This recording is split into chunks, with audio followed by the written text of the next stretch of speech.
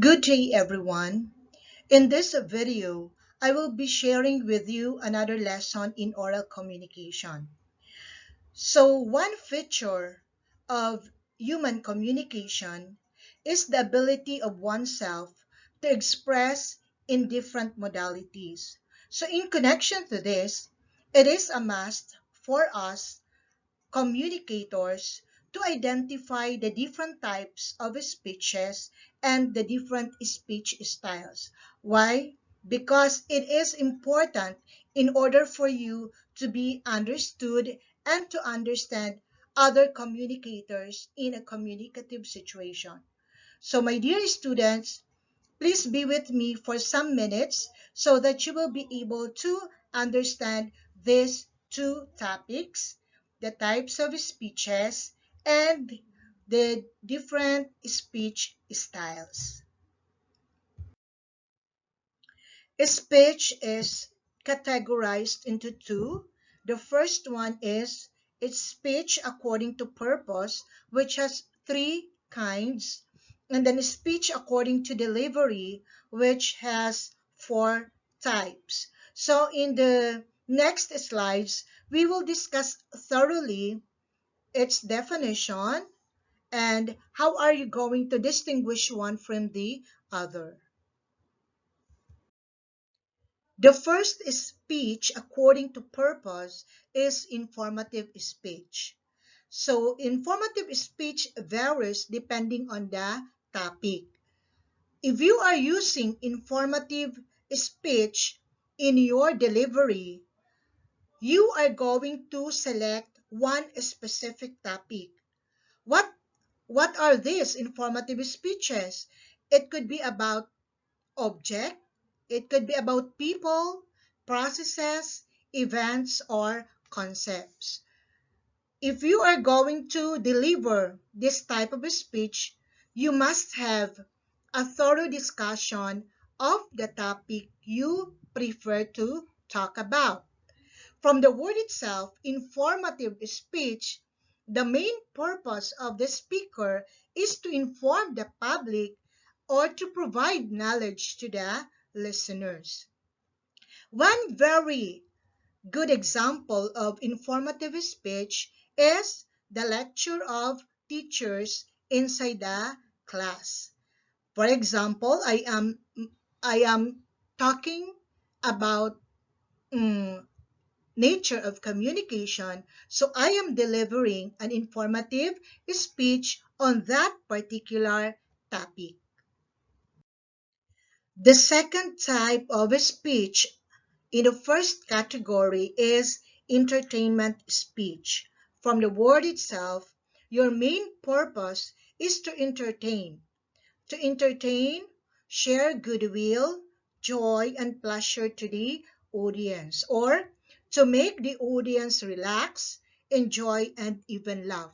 That's your main purpose in delivering that type of speech. So you are expected to be friendly and relaxed so that your audience will also be relaxed. However, you should bear in mind that you must be courteous during the speech delivery. Although you are making them laugh, do not forget that you should be courteous and respectful to your audience. Another thing is that you should know your audience well in order to entertain them effectively. This is really true. How are you going to connect to your audience if you don't know them? So it's also necessary for you to understand their lifestyle, their background first, if you are going to choose this entertainment speech. Another concrete example of entertainment speech is the performances of stand-up comedians.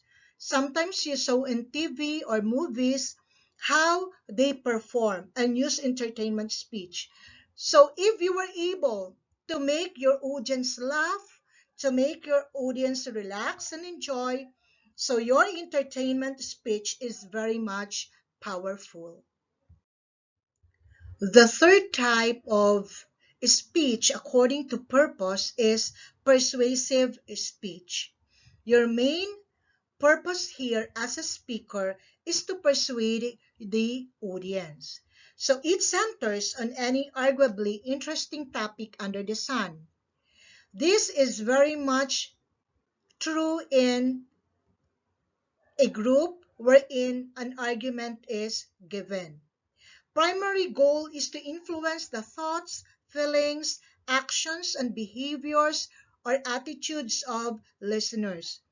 As a persuasive speaker, it is your duty to influence the idea or the thoughts of the person listening to you.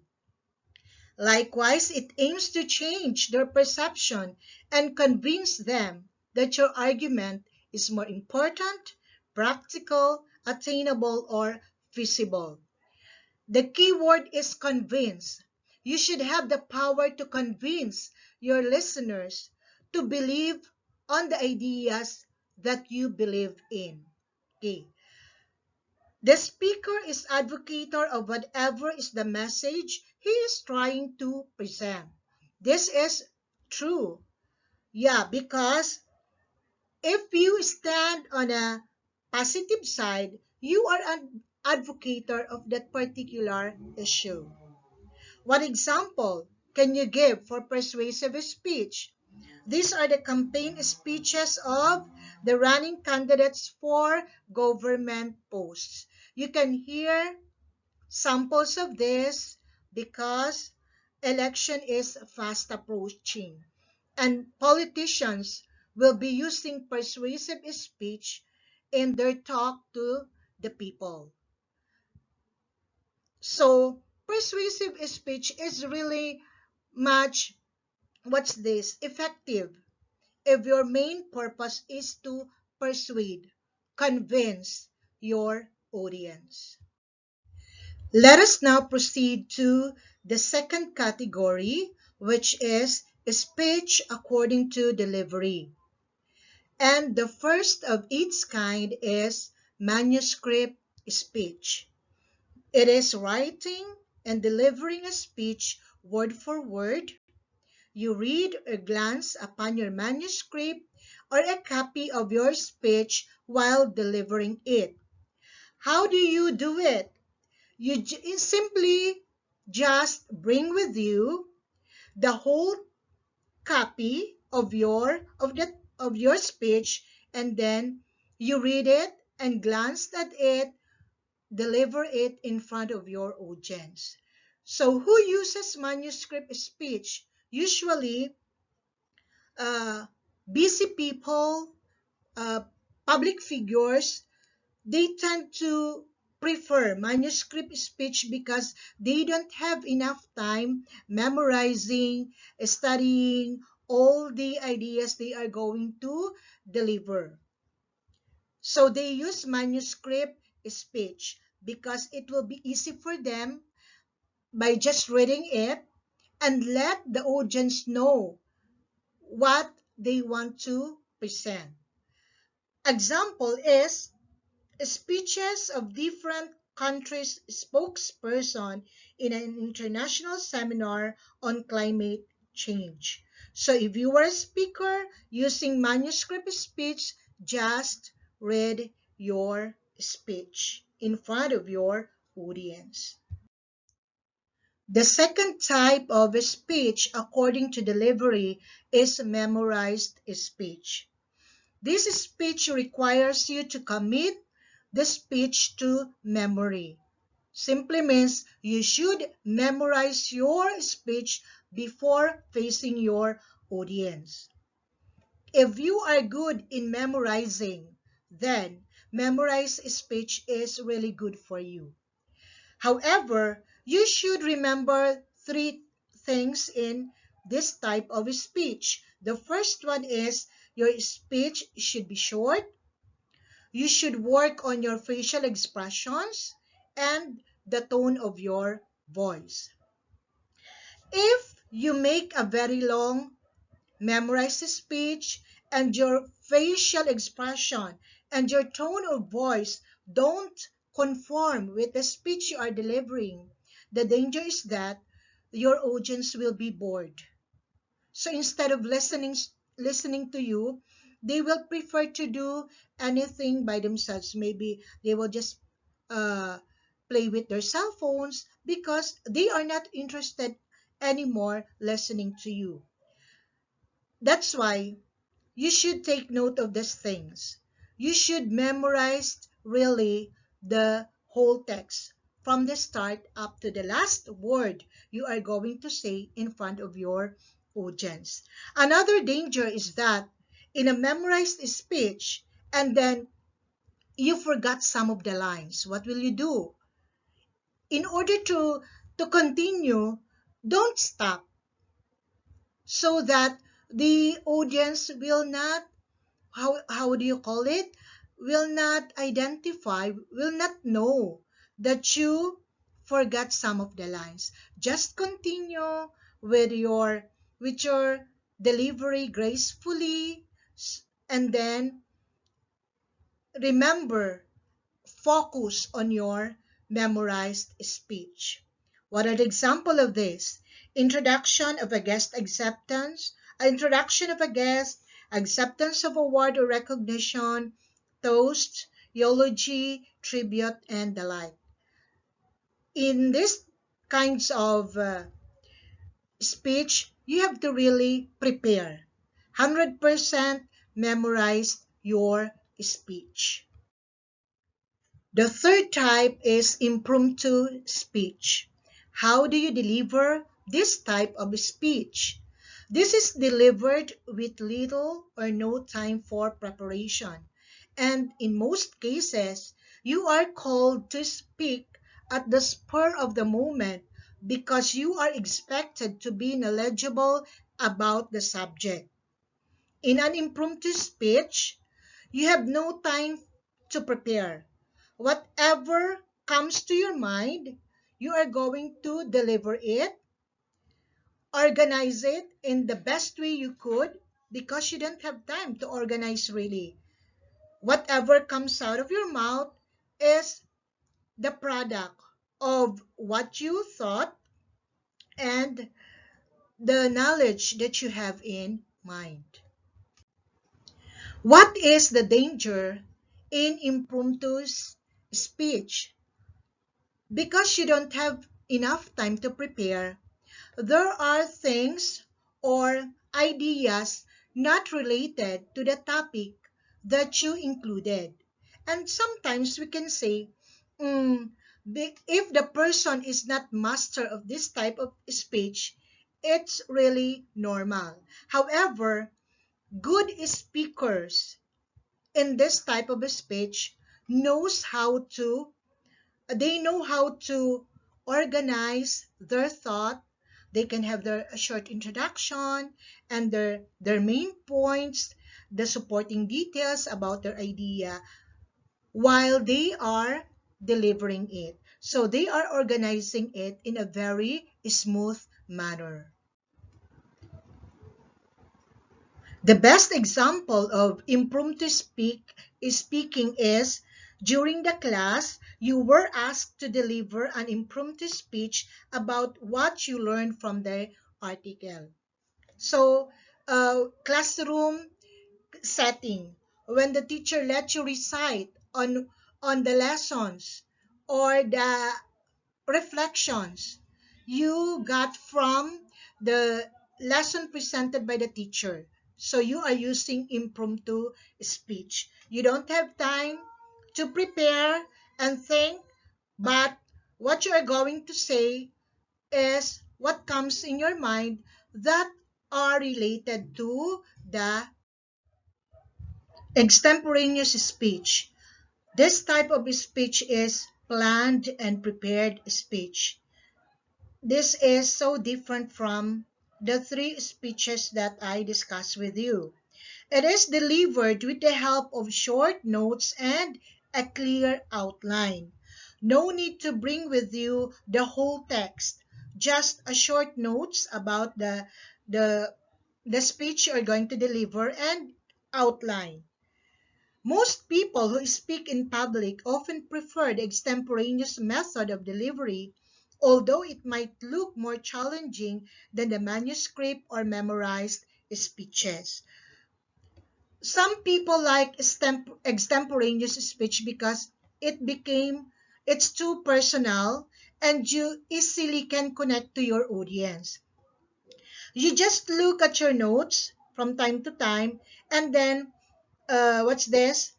You are going to mention ideas, your opinion on that related to that note you have prepared.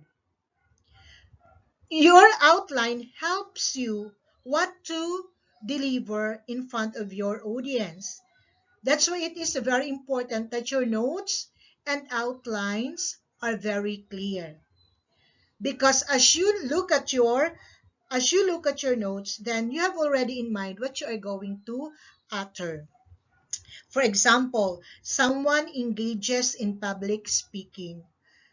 Some of them, because they want to connect to their audience, they prefer this extemporaneous speech. Let us move on to the second topic, the types of speech styles. There are 5 of its kind, and we are going to discuss them one by one. The first type of speech style is intimate. This style is private, which occurs between or among close family members or individuals. The language used in this style may not be shared in public. From the word intimate, this is only for family members or for couples wherein your conversation cannot be shared to other people or in a public. Casual, the second type of speech style. This is common among peers and friends. When we talk to our friends or barcadas or classmates, we use casual style. Jargon, slang, or the vernacular language are used. It's very informal. Sometimes we even tend to use language that with the two-person only know. They are the only persons who know the language because it's very informal. It could also be shared. The information that you are what's this talking about could be shared to public if if you really want to share it to other people or to your other friends. So it's very casual, very normal way of talking to your peers, your barkada, your friends, like that. This is common that we use every day. The third type is consultative. This style is the standard one. Professional or mutually acceptable language is a must in this style. In a consultative speech style, there is a need for accepted language to be used by both of the communicators or member of that specific setup. For example, patient consulting the doctor, for example, patient and doctor, or teacher with his or her student, or a manager to an employee, or a manager with a crew member in a restaurant, for example. The language that you are using here is the standard one because you are talking about business. Professionally and acceptable language is important here because you are talking to what's this? We can say a respected person. You are consulting an expert on a particular field. That's why your way of speaking is an acceptable one. So professionally, you are talking with each other. That is consultative speech style. The fourth one is formal speech style.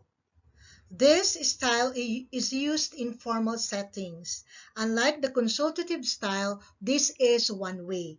Here in a formal speech style, the setting is also formal. For example, in a certain program or in a certain event, wherein there's one way. When we say one way, only one is sharing the information. The information comes from a certain person in a formal setup or in a formal event. That's why it's called formal speech style. Of course, the language that is used in a formal style is, of course, also formal. The formal setting and formal language. So it's different from consultative style wherein there are two persons who are sharing, who is talking. While here in a formal speech style, only one is the source of information. The last type of speech style is frozen. This style is, what's this, quote unquote frozen, because it is frozen in time and remains unchanged. It's been used for many years. Until now, it is still used mostly in ceremonies. Examples of this are preamble to the Constitution, Lord's Prayer, and allegiance to country or flag.